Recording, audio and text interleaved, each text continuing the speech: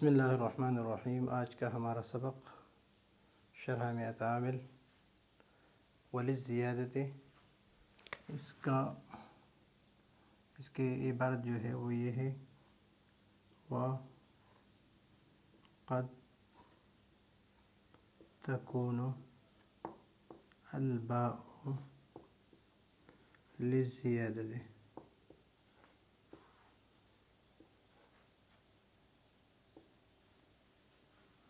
تو یہ الزیادہ جو ہے یہ ظرف مستقر ہے۔ مستقر اس کے لیے متعلق نکالیں گے ثابتۃً،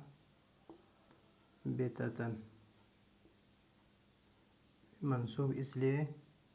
کہ یہ خبر بن رہی ہے تکون فعل ناقص کے لیے، اور الباء اس کے لیے، اس میں جو ہو ضمیر ہے جو با کی طرف راجع ہے وہ اس کے لیے اسم بن رہی ہے۔ تو یہ فعل ناقص اپنے اسم اور خبر کے ساتھ مل کر جملہ فعلیہ خبریہ۔ نحو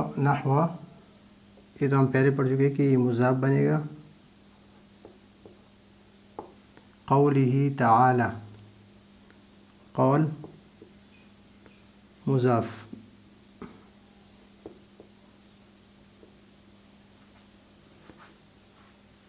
ہی ضمیر جو ہے یہ مضاف الیہ ہے، یہ دونوں یہ نہیں، یہ ہاں ضمیر جو ہے یہ ذو الحال بنے گا، اور تعالی فعل فاعل یہ حال بنے گا، حال اور ذو الحال یہ بنے گا مضاف الیہ اس قول کے لیے، اور مضاف الیہ دونوں مل کر یہ بن گیا قول۔ ولا تلقوا فعل فاعل، فعل نہیں ہے، بأیدیکم با جار حرف جر، ایدیکم مضاف اور مضاف الیہ،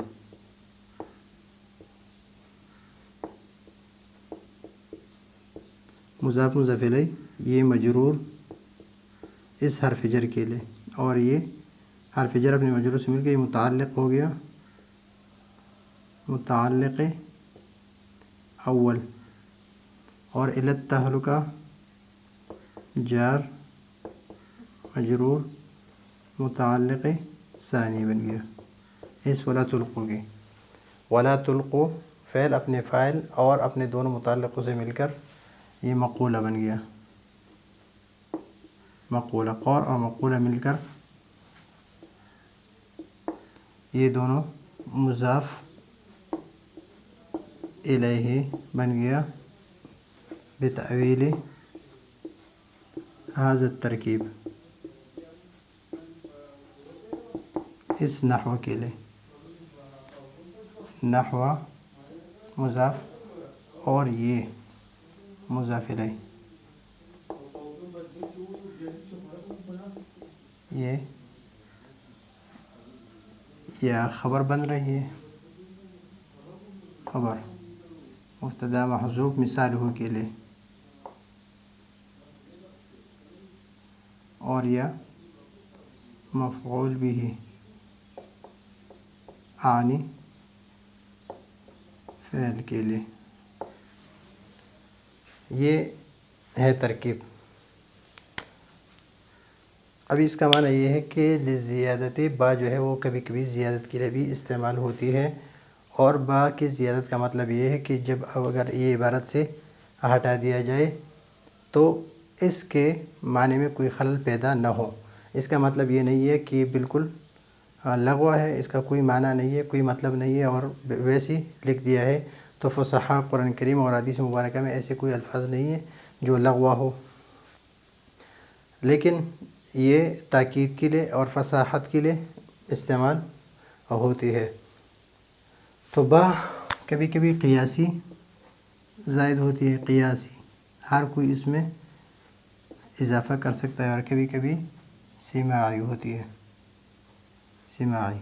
قیاسی میں مثلا لیسا کی خبر پر داخل ہو، ما مشبہ بلیسا کی خبر پر داخل ہو، اور حل کی خبر پر داخل ہو۔ لیسا زید بقائم، ما مشبہ بلیسا کی اس طرح ما زید بقائم، هل زید بقائم، یہ ہے قیاسی۔ سماعی میں جس طرح کفا باللہ حسیبہ یا شہیدہ وکیلا، اور یا اس طرح بِأَيْدِيكُمْ إِلَى التَّهْلُكَ جب مفعول بھی واقع ہو، یا بحسبک خبر پر داخل ہو، بحسبک زید مبتدا پر داخل ہو، بحسبک درہم، یا عمن بھی، تو یہ ہے سماعی۔ یہاں پر با قیاسی ہے اور یہاں پر با